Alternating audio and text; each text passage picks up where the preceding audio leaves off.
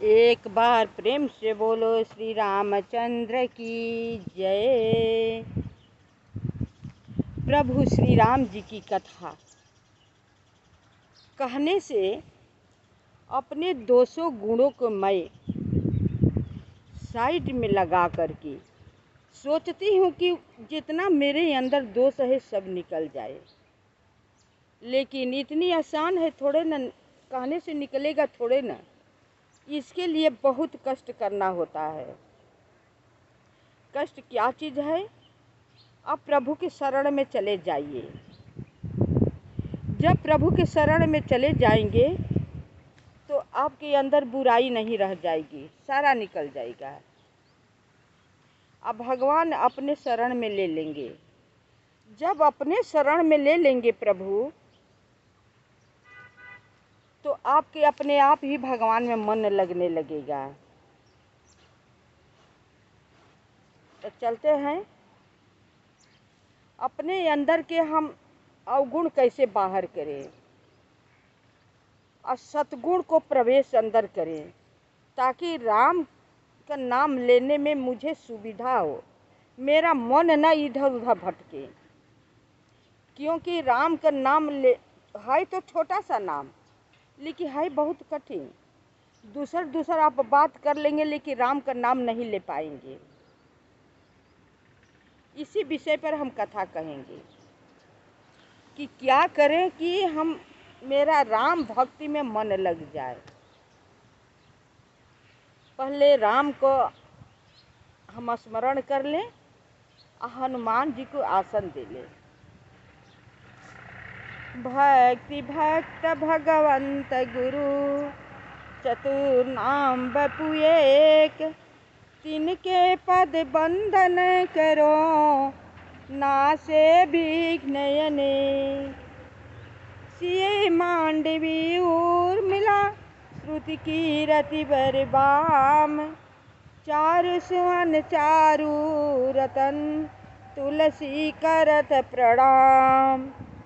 भाषा तुलसीदास कृत कथा करो अनुसार, आसन लीजय हृदय महो आया हूँ पवन कुमार। कितनी सुंदर पंक्ति है कि हनुमान जी आएंगे तो हमें तो पता तो चलेगा नहीं कि हनुमान जी आए हुए हैं, लेकिन वो आएंगे जरूर। क्योंकि राम का कथा जहाँ पर होता है वहाँ पर वो अवश्य जाते हैं, तो उनका कथा सुनने के लिए तो अवश्य आएंगे। इसी से गोस्वामी बाबा तुलसीदास जी कहे हैं कि आसन लीजय हृदय में, आसन लीजय हृदय महु आया हूँ पवन कुमार। आगे ही कर देते हैं। आप सब रामायण पढ़ेंगे, रामायण पढ़ने से पहले ये चौपाई अवश्य कहनी चाहिए। हनुमान जी को आसन दे दिए हृदय में, अब चिंता किस बात की। अब राम कथा आप प्रेम से कहा कीजिए, वो सुनते रहेंगे। आपका हृदय निर्मल हो जाएगा, शुद्ध हो जाएगा।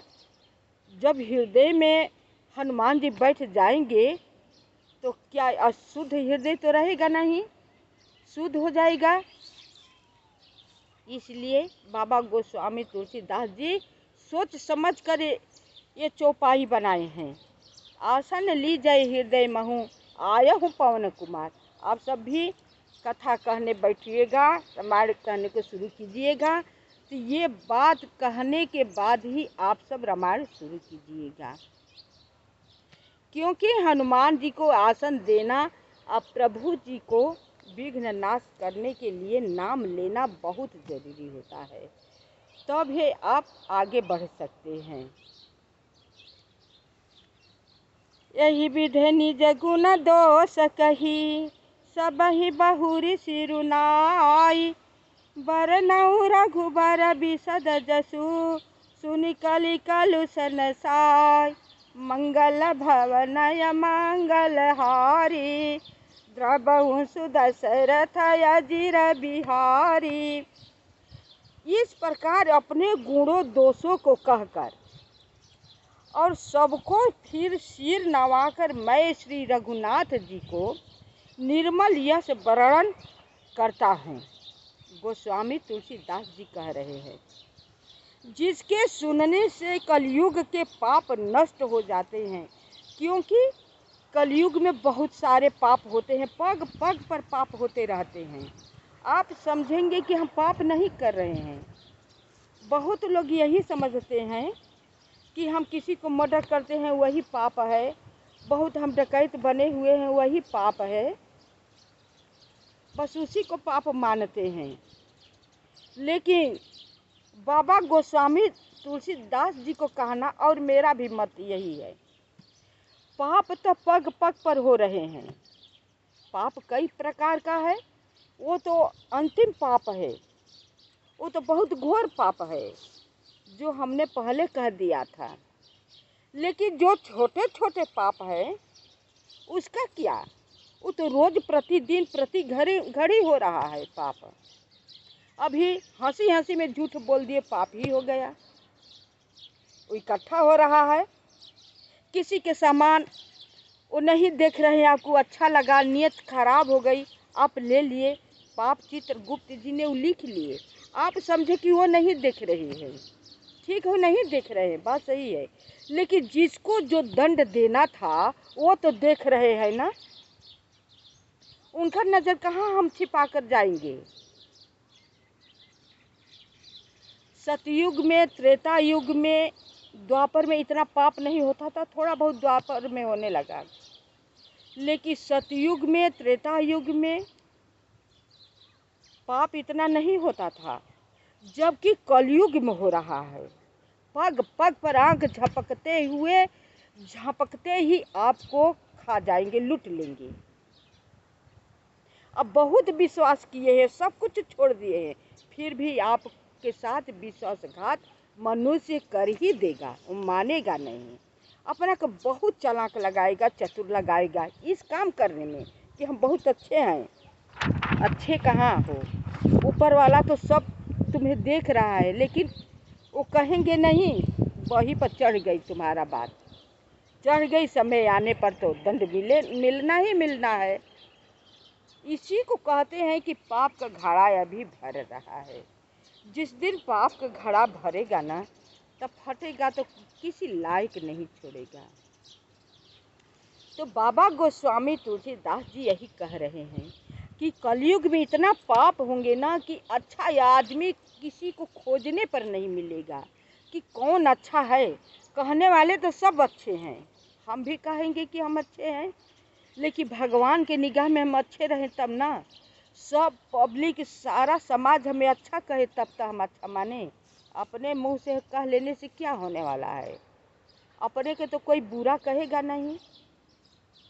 समाज तो ऐसा है, अपना बहुत बड़ा बुराई को दबा करके और झूठों को कितना सफाई दे करके सही बनने के लिए अपने ऊपर होना चाहेगा, और जो सही है उसके नीचे कर देगा।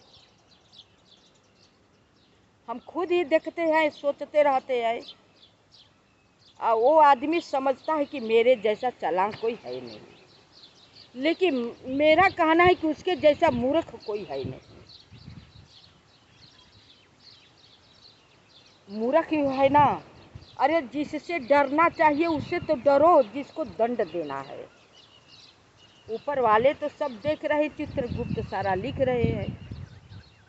तो इसी से गोस्वामी तुलसीदास जी कह रहे हैं कि कलयुग में इतना पाप होंगे ना, उस पाप को नाश करने वाले प्रभु श्री राम जी को मैं प्रणाम करता हूँ।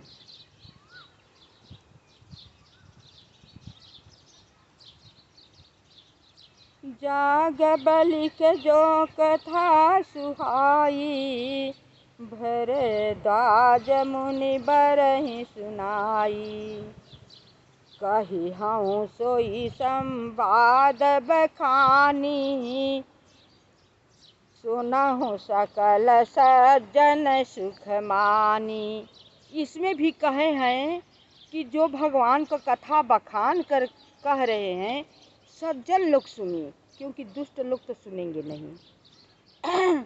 राम का कथा में उनका मन नहीं लगेगा, राम मने कुछ ना, जो है सो हम है, मेरी बात है।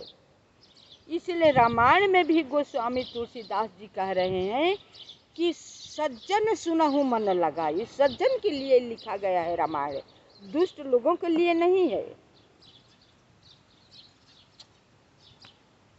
मुनि याज्ञवल्क्य जी ने जो सुहावनी कथा मुनि श्रेष्ठ भरद्वाज जी को सुनाई थी, उसी संवाद को मैं बखान कर कहूँगा। सब सज्जन सुख का अनुभव करते हुए उसे सुने, सज्जन लोग सुने सुख मान करके। वास्तव में बात सही है, सज्जन ही लोग राम कथा सुनेंगे मन लगाकर, और किसी को सुनने में मन नहीं लगेगा। शंभु कीन्ह यह चरित सुहावा, बहुरी कृपा करी मही सुनावा। सोई शिव काग भुसुंडी दीन्हा, राम भगत अधिकारी चिन्हा। शिव जी ने पहले इस सुहावने चरित्र को रचा। इस कथा को पहले शिव जी ने बखाना था, फिर कृपा करके पार्वती जी को सुनाया। वही चरित्र शिव जी ने काकभूषुंडी जी को सुनाया। राम भक्त और अधिकारी पहचान कर वो काकभूषुंडी जी को शंकर जी सुनाए, ये समझ कर कि इसकी राम भक्त है, राम को भक्ति में इसका मन लगता है। आप भी सोचिए कि आप कथा सुनाना चाहेंगे तो कोई अच्छा मन भाव से सुनाना चाहेगा, तभी न सुना पाएंगे। वो सुनना ही नहीं चाहेगा तो हम क्या करेंगे सुना करके? उसका मन ही नहीं लगेगा, उठ करके कहीं न एक बहाना बनाकर चला जाएगा। यही बात यहाँ पर दिया गया है कि जो भक्त होगा राम का वही कथा सुन पाएगा, सब नहीं सुन पाएगा। तो शंकर जी पार्वती जी को सुनाया और उसके बाद काकभूषुंडी जी को सुनाया। उन काकभूषुंडी जी से फिर वाल्मीकि जी ने पाया और उन्होंने फिर उसे भरद्वाज जी को गा कर सुनाया। उन्होंने गा कर सुनाए। वे दोनों वक्ता और श्रोता याज्ञवल्क्य और भरद्वाज समानशील वाले और समदर्शी हैं और श्री हरि की लीला को जानते हैं। वो लोग इतना हरि भक्त थे कि भगवान को लीला को अच्छे तरह से वो जानते थे कि भगवान क्या है, क्या चीज़ है, कैसे लीला कर रहे हैं, कैसे अवतार लेते हैं, किसको उद्धार करना चाहते हैं, किसको दंड देना चाहते हैं, उन लोग को सब कुछ मालूम था। जानहि तीन काल निज ज्ञाना, करत लगत आमल समाना। और उजे हरि भगत सुजाना, कहाहि सुनाहि समुझहि विधि नाना। कह रहे हैं वे अपने ज्ञान से तीनों कालों की बातों को हथेली पर रखे हुए आंवले के समान प्रत्यक्ष जानते हैं। वो ऐसे थे कि मतलब तीनों काल में क्या होने वाला है, क्या होगा, कौन करेगा, कैसे करेगा। जैसे कि आंवले का फल होता है, हथेली पर रखेंगे तो ठहर जाएगा, उसी तरह हथेली पर मतलब तीनों काल समाया हुआ है और सब कुछ जानते थे। और भी जो सुजान भगवान की लीलाओं का रहस्य जानने वाले हरि भक्त हैं, वे इस चरित्र को नाना प्रकार से कहते, सुनते और समझते हैं। उसके बाद जो भगवान का भक्त हैं, जैसी जैसी उनका निर्मल बुद्धि है, उसी प्रकार की सोच होगी, उसी प्रकार का स्वभाव बनेगा, उसी प्रकार का राम का भक्ति करेंगे। मैं पुनि निज गुर सन सुनी, कथा ससु कर खेत। समुझ नहीं तसी बालपन, सब यति रहे अचेत। क्या अब कह रहे हैं? फिर वही कथा मैंने वराह क्षेत्र में अपने गुरु जी से सुनी, परंतु उस समय मैं लड़कपन के कारण बहुत बेसमझ था, इससे उसको उस प्रकार अच्छी तरह समझ नहीं पाया। तो काकभूषुंडी जी कह रहे हैं कि गुरु जी हमें बहुत अच्छा प्रकार से समझा रहे थे, बहुत अच्छा प्रकार से भगवान की चर्चा कह कर सुना रहे थे, लेकिन मैं लड़कपन के कारण, उस समय मेरी अवस्था लड़कपन था, उसी कारण बेसमझ था और सुनने में मन नहीं लगा। पूरा हम सुने तो समझ नहीं पाए।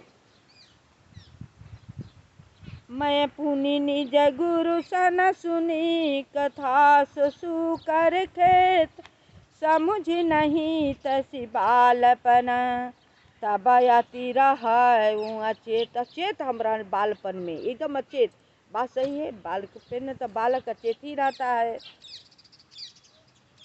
श्रोता बकत ज्ञान निधि कथा, राम कहे गुण, किमि समुझाऊं मैं जीव जड़, कलिमल ग्रसित विमूढ़। मंगल भवन अमंगल हारी, द्रवहु सुदशरथ अजिर बिहारी।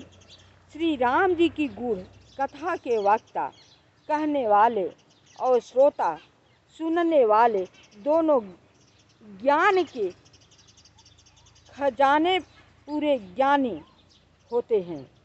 मैं कलयुग के पापों से ग्रसा हुआ महामूढ़ जड़ जीव, भला उसको कैसे समझा सकता हूँ? कलयुग ऐसा युग है कि सब लोग पाप ही पाप में ग्रसित हुए हैं। धर्म को तो कोई जानते ही नहीं है। धर्म क्या होता है, पाप पुण्य क्या होता है। हम पाप कर्म करेंगे तो जो धर्म किए हैं वो भी क्षीण हो जाएगा, नष्ट हो जाएगा। और जो पाप बनेगा उसको तो बात ही छोड़िए, लेकिन इसका तो विचार ही नहीं है किसी के पास कि हम बुरा कर्म करेंगे तो जो पहले मेरा पुण्य है, धर्म है, वो भी क्षीण हो जाएगा। अब तो जो कर रहे हैं वो तो होगा ही होगा। इतना तो ज्ञान ही नहीं है। कलयुग का ये प्रभाव है।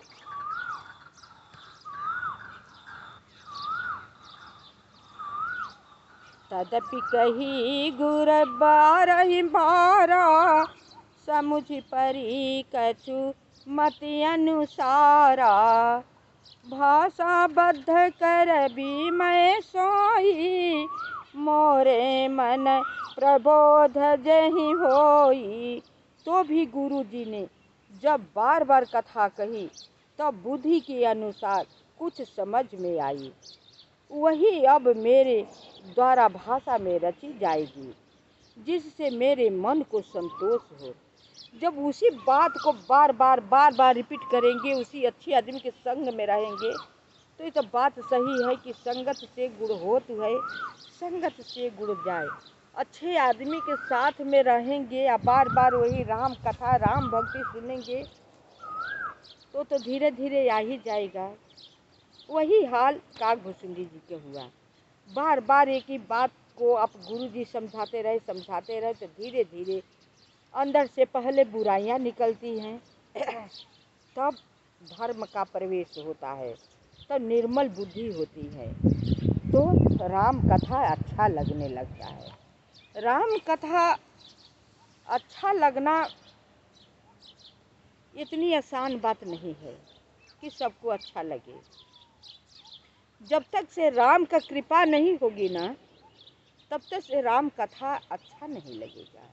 अच्छा लोगों को संगति अच्छा नहीं लगेगा। तो राम कथा ऐसी चीज है, ये बहुत परिश्रम से इसे पाया जाएगा। बातों में नहीं मिलने वाला है। बातों बात में बुरा चीज को आप ग्रहण कर सकते हैं, राम कथा नहीं, राम की भक्ति नहीं। तो हम यहीं पर विराम करते हैं। शेष भाग अगले कथा में